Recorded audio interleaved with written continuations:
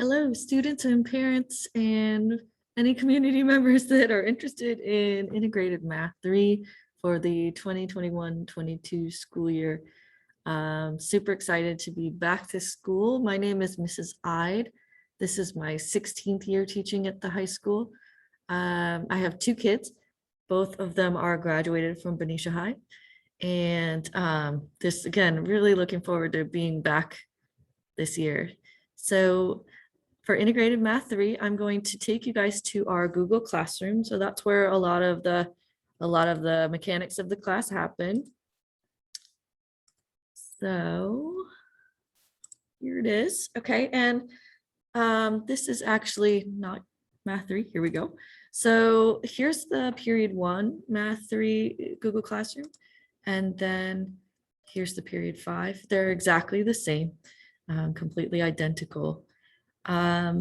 This first post is most of the information that you would want to start the class. So first, there is a link to our book. We use the CPM book, and here is the code to sign up for that. I think the kids are pretty much all into that already.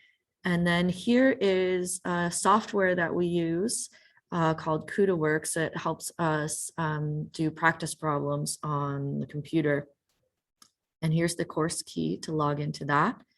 And then here's the syllabus, which I'm going to go over in a moment. But before I do that, I want to show you that on Google Classroom, I also post the class recordings for the days that we have lessons. So the students can go back and watch those if they're absent or if they miss something in class or they just want to see it again. And then down at the bottom, there are all of the assignment solutions for the whole chapter. So this is definitely some place that you're going to want to make sure that you visit if you're in the class. First, let's look at the syllabus. And there are a couple of things to point out. So the first in the required materials section is this graphing calculator. So we use a graphing calculator pretty much every day in class. The kids will tell you we've been using them every day. And I am really, really good at maneuvering the TI-84 series calculators and pretty terrible at every other kind. So that's why I suggest the TI-84. It's a great calculator. It's allowed on the AP tests for math. It's allowed on the SAT and ACT. And as I told the kids, it's the same calculator that my kids took to college. So it gets you all the way through college. Down here, we will have a test every unit. So I want to mention that we are back in person. And what I find is that students have a little bit more anxiety about testing because they've kind of had this ability to do it on the computer. So ours are going to be on paper. There will be some multiple choice, and but we really want to get them back into like testing on paper and kind of not having this ability to Google answers and things. So we're bringing back the paper in the math department. Now, what I'm hoping will help them out is that we're putting a mixture of newer material and older material on the test. So there should be problems that they have mastered over time that it should be very easy for them. And then we'll have some newer things too. This is really important. So to balance out that paper testing, we are allowing them to create a two-sided 8.5 by 11-inch handwritten, very important that it's handwritten sheet of notes for each chapter test, which will be turned in with the test. So they will get to use notes.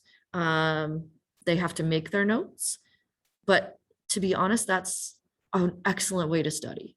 So, and kids don't know how to study for math. So we kind of give them this note sheet as a way to help them prepare and learn how to study for a math test.